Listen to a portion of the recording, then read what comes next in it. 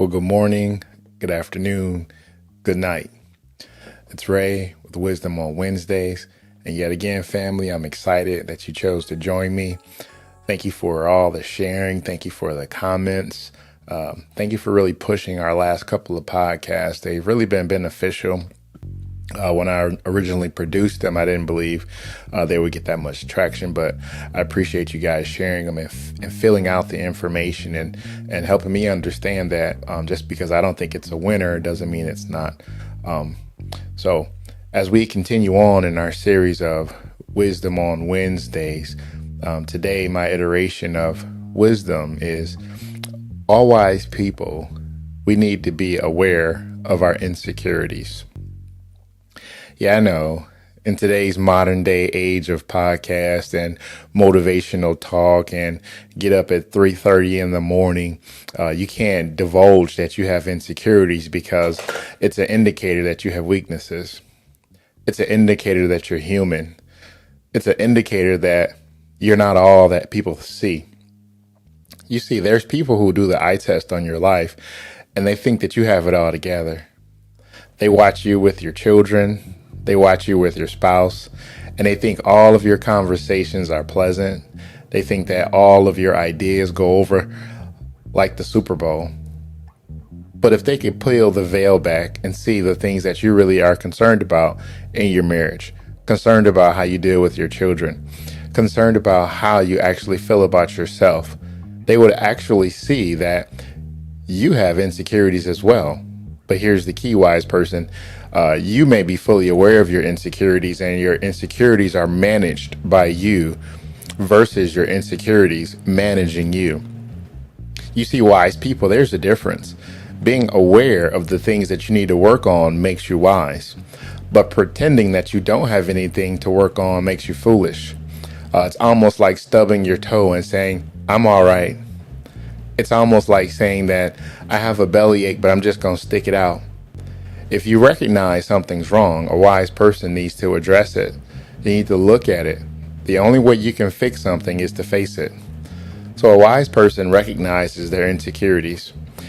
But we need to talk about insecurities in more detail versus this vague term that people just throw around that holds a negative connotation. You see, you can be financially insecure. You can be body insecure. You can be emotionally, spiritually insecure. All it means is you're not sure. I liken it to a story. I'm getting a little old now, so I like telling stories. I remember coming up in the 80s, early 90s, and getting and going back to school was always a very insecure time for me. You see, I grew up in a time where there were rules about the things you could wear. There were rules with what brand names you could wear with other brand names. There was this term called perpetrating.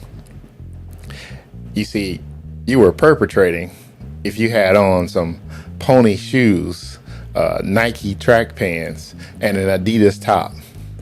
You see, you weren't following the rules of the insecure environment.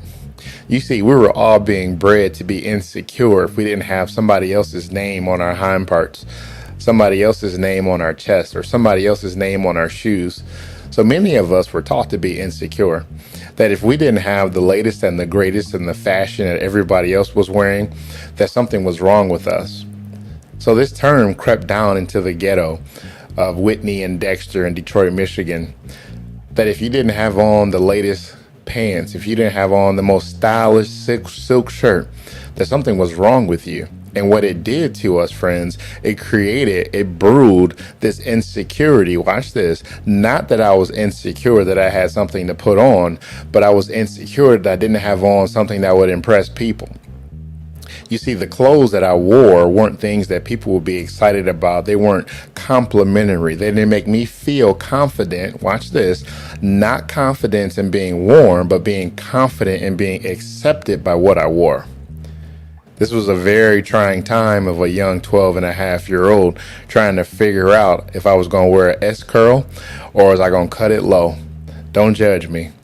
There's many things that go through our minds as young people trying to figure out if we're going to be accepted, if we're going to be accepted.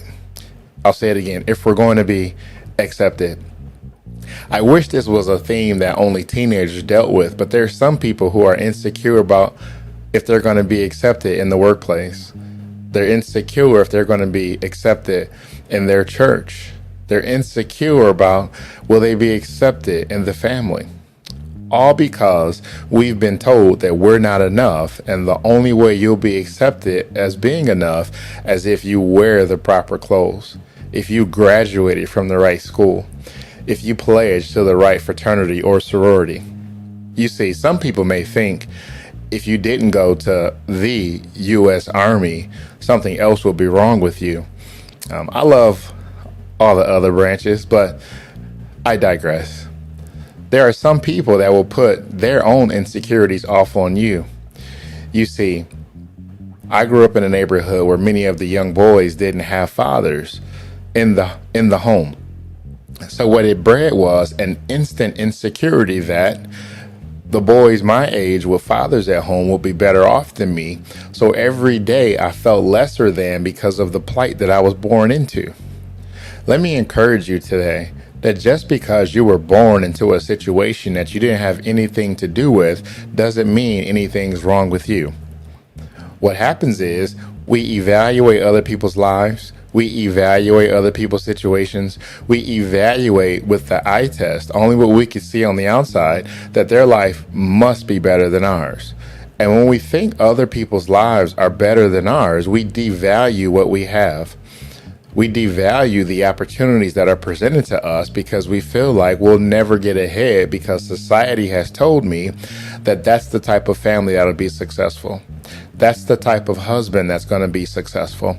You have to get this type of college degree, and if you don't, you're not going to have the life that you've dreamt of. Have you heard this before?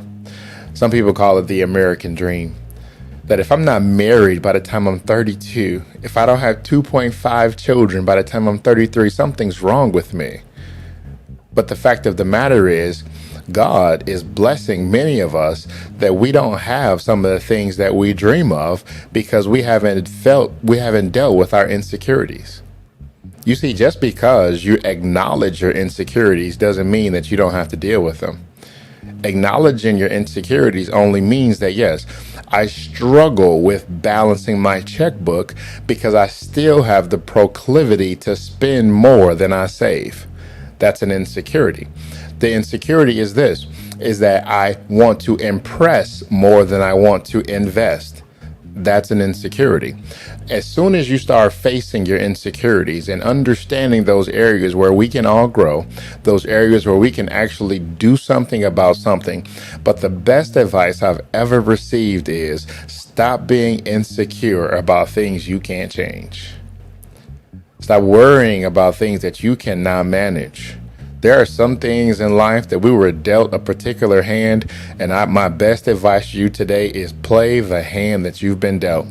Nobody else was trusted with the trouble that you've been trusted with, and since God trusted you with the trouble that you have, work it to your advantage. Play your hand the best you can every single day, and I'll guarantee you that you'll honor God with trusting you with the trouble that you have in your life by not letting it sideline you, by not allowing your mouth to be full of complaint and why me, but ultimately recognizing those areas that you're insecure in and working on those areas, because we're going to get stronger when we acknowledge our weaknesses, not just ignore our weaknesses.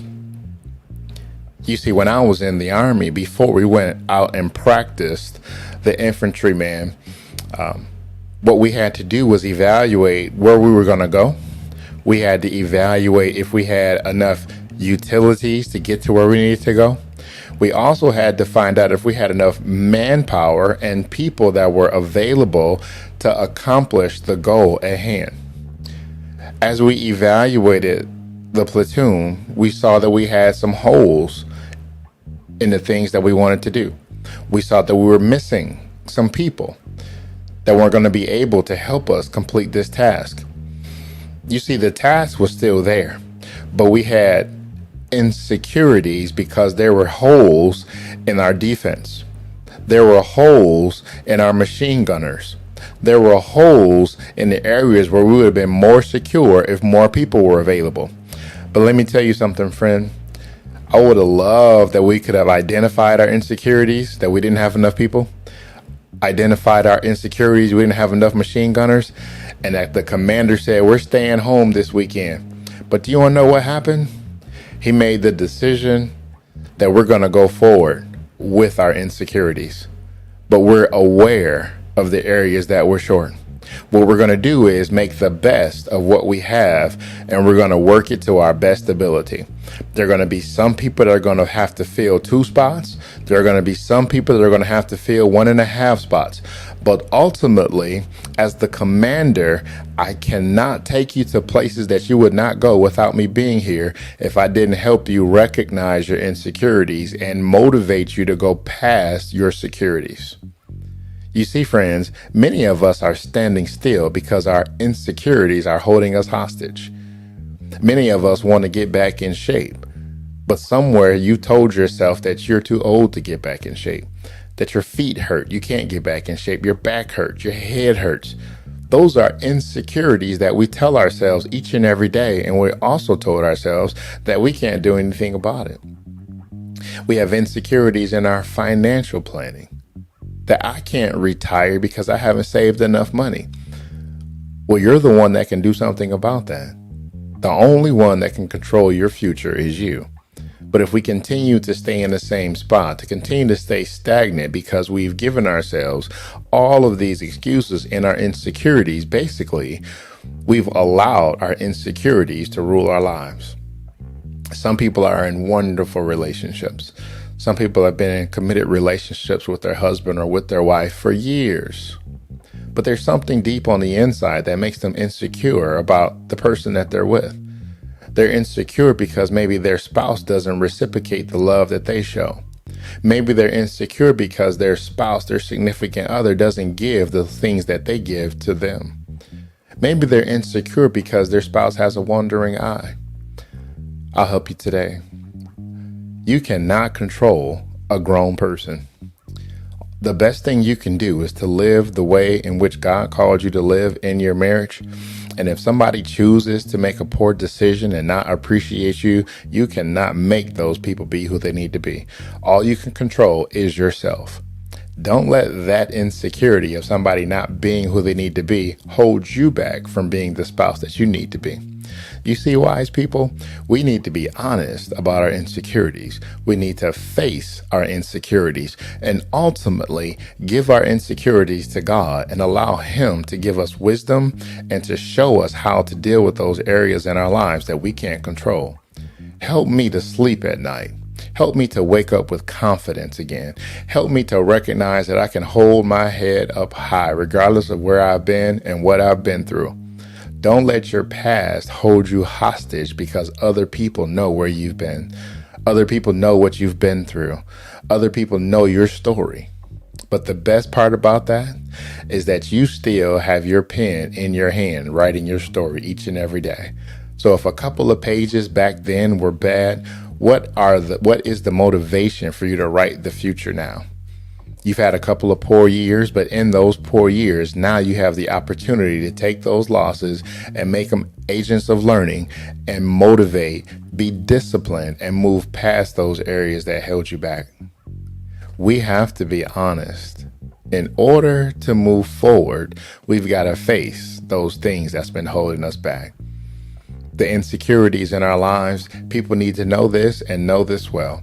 Every single human, the 9 billion humans walking on this earth, have some form of insecurity. The person that tells you they don't have any insecurities is a liar. Somebody's always wondering if they're good enough. Somebody's always wondering if they're smart enough. Somebody's always asking, am I the best employee on my job? Or am I even culpable? Am I the one that's going to get a pink slip today? It's impossible to do a good job always worrying about getting fired. You see, friends, being insecure about being fired won't change the fact if management decides to fire you, you worrying about it won't change anything. So work your job as if every day is your last. Live your life as if every day is your last. If you knew that today was your very last day here on God's green earth, what would you be insecure about? What would keep you up at night if you only had 24 hours to live? What would make your heart race? What would make you furious? What would make you scared? What would make you feel, I just can't go forward because of this one thing? I'll answer for you. Probably nothing. So if you took the philosophy of recognizing that all we have is 24 hours, if we focus on yesterday, that's depression. If we focus too much on tomorrow, that's anxiety. So today is the only day you have the opportunity to take full control of your day, facing your insecurities head on and letting your insecurities know that they will not rule your thoughts, they will not rule your actions, and they will not rule your emotions. My name is Ray, and this is Wisdom on Wednesday. Thank you for hanging out with me. We ask that you continue to support, continue to share, continue to like, and let people know about our channel. We still have a goal of trying to get up to 500 subscriptions. You guys have been wonderful helping us get to that goal.